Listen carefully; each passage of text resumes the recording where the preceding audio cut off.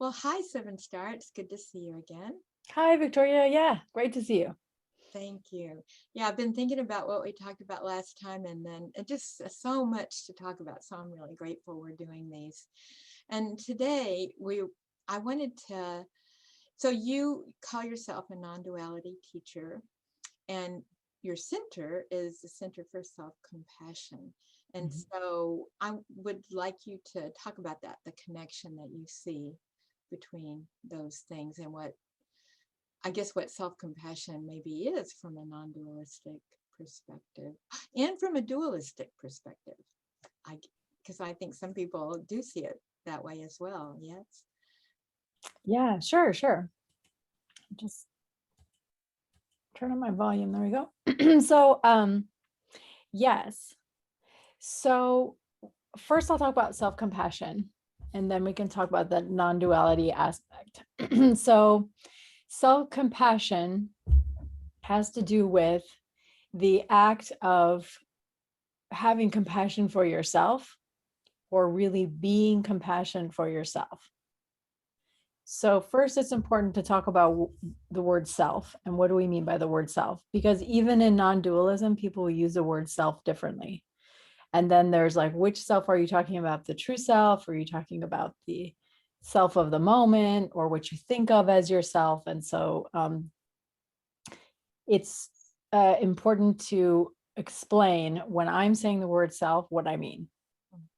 So when I say the word self, I am referring to what I call the authentic self of the moment, meaning whatever is unfolding or arising here and now as you, as what you think of as yourself, meaning whatever is arising in the body and mind.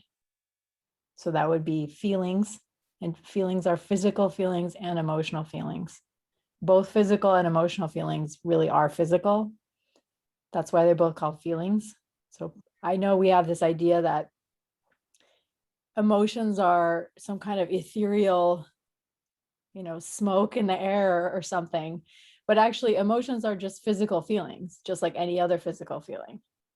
That's how we know we have them, because we're feeling something, right?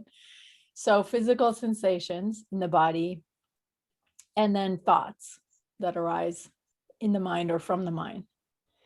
And thoughts can be in the form of wants, needs, opinions, etc. So in any given moment, there is an unfolding taking place of this body, right? It's not a static fixed thing. From moment to moment, it's a totally different body because cells are dying, cells are moving around, new cells are coming in.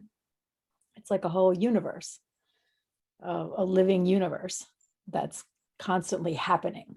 It's a happening and not a thing.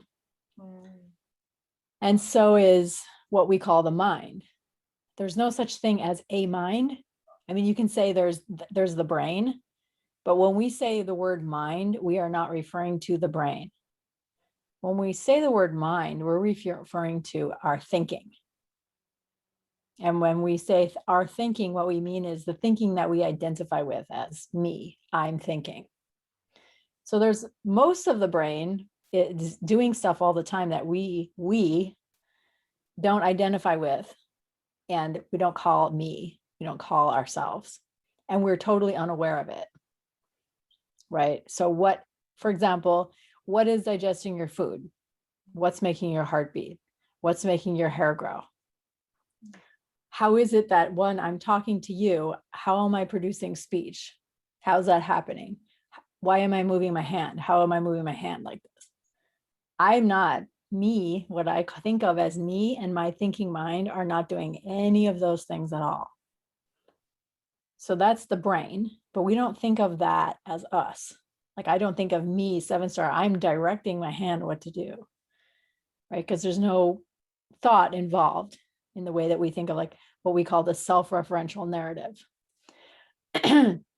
So that's only a small part of the brain, actually. And most of the brain is involved in other unconscious things, in regulating and making decisions about the unfolding universe of the body mind machine, right? And then what we call our mind is the conscious thoughts that we have, like, oh, I got to hurry up, I'm going to be late, or oh, I'm hungry, I don't know if I want to eat that, or or what you and I are doing right now and having this conversation.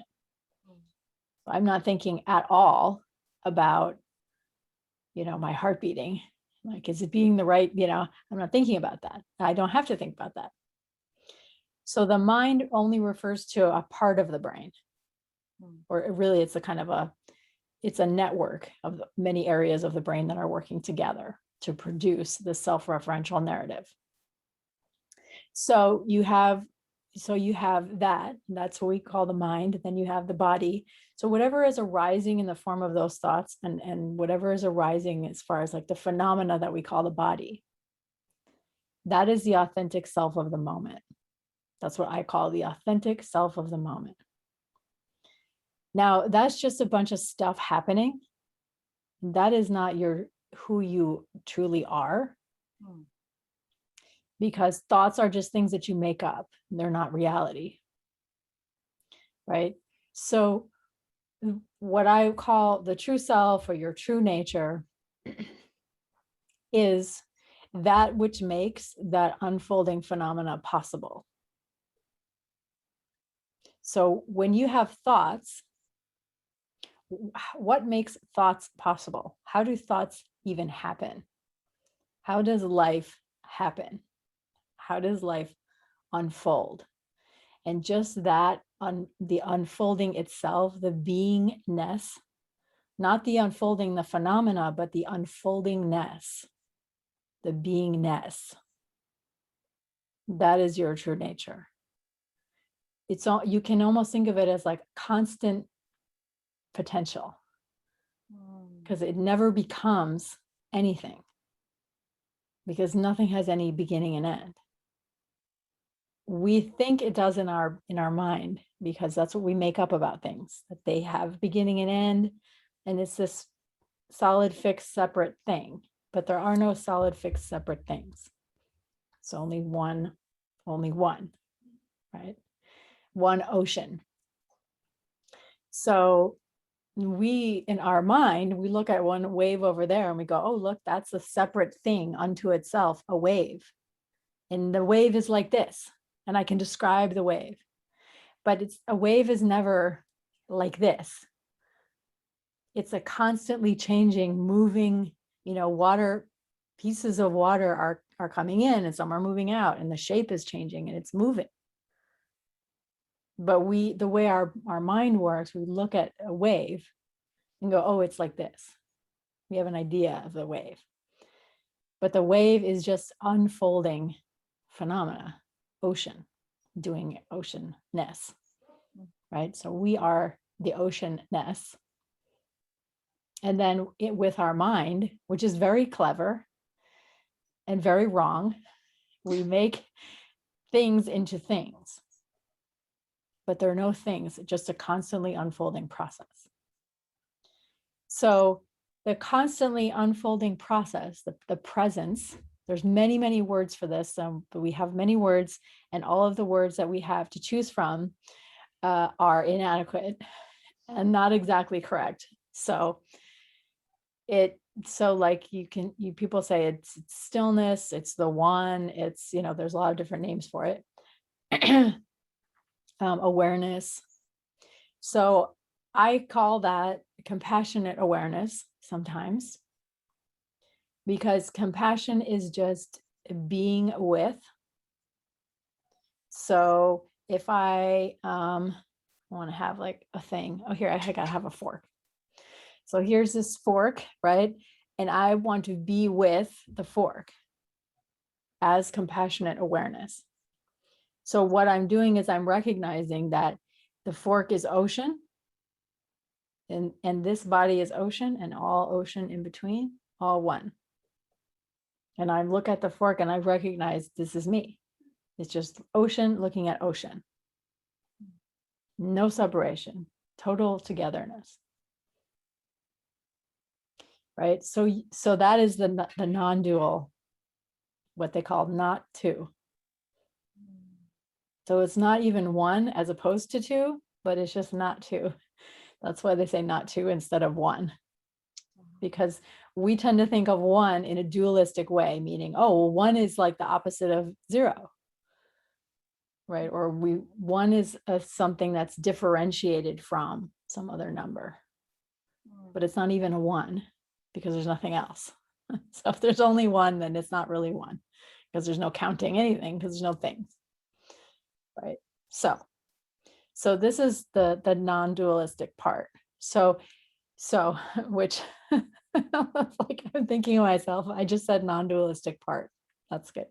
So when I'm talking about self-compassion, all of those kind of things that are arising in this moment as what I call me. So anything I'm feeling in my body that I label as an emotion, or I label as a physical pain, or a pleasurable physical sensation, or a thought that I'm having, and then the thoughts that I'm having about the thoughts, and then the feelings that I have about the thoughts that I have about, and all of that, that's all arising phenomena here. And then I, as my true nature, as compassionate awareness, I behold all this phenomena. And then I can do action to take care of it.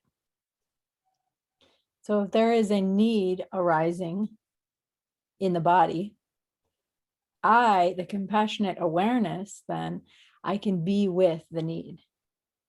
Just like you could think of, you're with like a child, and the child says, hey, I'm hungry. Then you turn to the child, you say, oh, okay, I recognize, I'm with you, you're hungry, I'm attuned to you. Okay, and I will get you a sandwich.